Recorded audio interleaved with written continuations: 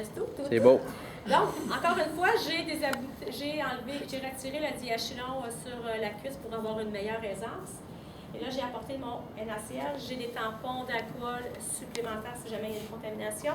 J'ai vidé au préalable la sonde vésicale pour assurer de voir un retour qui va être adéquat. Et le kit pour irrigation avec seringue poire, il ressemble à celui-là. Vous allez enlever l'emballage, simplement. Et vous avez un petit bouchon que moi, je n'utilise pas du tout parce que je vais vous faire utiliser un petit peu la même technique que tout à l'heure. Donc, il y a des choses que vous n'aurez pas besoin. Et moi, je le pousse comme ça ici. Donc, j'en aurais pas besoin, comme je vous disais. Et je viens de sortir pour le garder stérile vers l'intérieur, mais l'extérieur, c'est pas grave. Ça va jusque-là. Et si jamais je voulais utiliser une petite serviette stérile, je pourrais, mais je ne l'utiliserai pas comme serviette stérile parce que j'ai déjà utilisé mon petit piquet, mais j'aurais pu utiliser ce petit piquet-là à la place. Donc, ça va pouvoir me faire un petit contenant pour récolter l'urine, ou sinon, je peux la rebrancher comme je faisais tantôt. Donc, ce sera votre choix.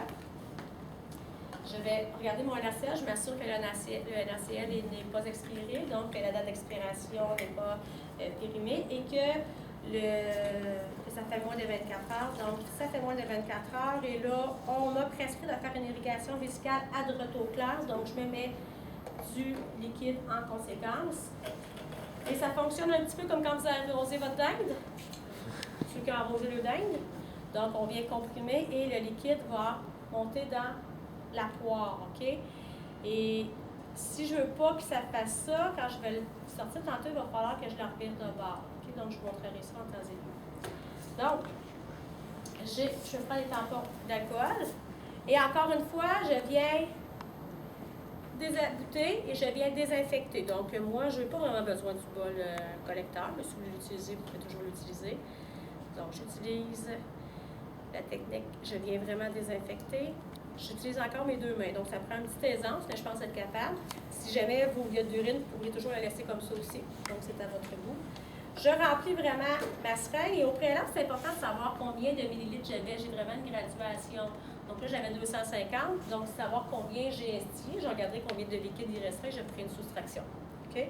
Donc, je viens remplir ma poire et en la sortant, je viens vraiment la tourner de bord pour que le liquide s'en aille là-dedans parce que sinon, je vais faire des dégâts partout. Donc, je la revire de bord. Je la rentre là-dedans. Et là, c'est important de ne pas injecter de l'air. Donc, je la retourne. Et à la fin, quand il vous en restera une toute petite quantité, à peu près un 5 ml, venez coincer votre sonde, parce que sinon, vous allez injecter de l'air. Donc, je pousse jusqu'à ce qu'il me reste à peu près 5 ml dans la seringue poire. Et je viens couder ma sonde. Là, je coude ma sonde. Et tant aussi longtemps que je n'ai pas retiré mon embout de ma seringue poire, je ne laisse pas rentrer d'air. Donc, je la laissais en place avec une certaine pression. Est-ce que vous me suivez jusque-là? Si je veux un retour, je vérifie mon retour. Si jamais il fallait instiller une plus grande quantité, je la laisse seulement coincer pendant ce temps-là. Et je continue. Je viens chercher ma quantité désirée. Du moins, est-ce que je suis capable d'aller chercher parce que c'est pour vraiment une quantité désirée, c'est plus la quantité que je vais être capable d'aller chercher. Je retourne. Je la retourne pour que le liquide soit vers le bas. Je viens vraiment faire une pression. Et lorsqu'il en reste à peu près 5 cm, 3-5 cm, 5 ml, qu'est-ce que je fais? Je viens la couder, donc je mets mes doigts. Donc ma main gauche, je viens vraiment couder l'extrémité de ma sonde pour éviter que le liquide aille davantage parce que si je continue, ça va être de l'air que je vais envoyer, ça risque d'entraîner des douleurs.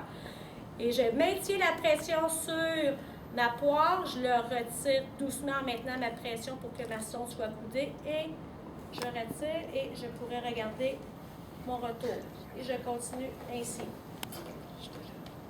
Est-ce que ça va pour ça?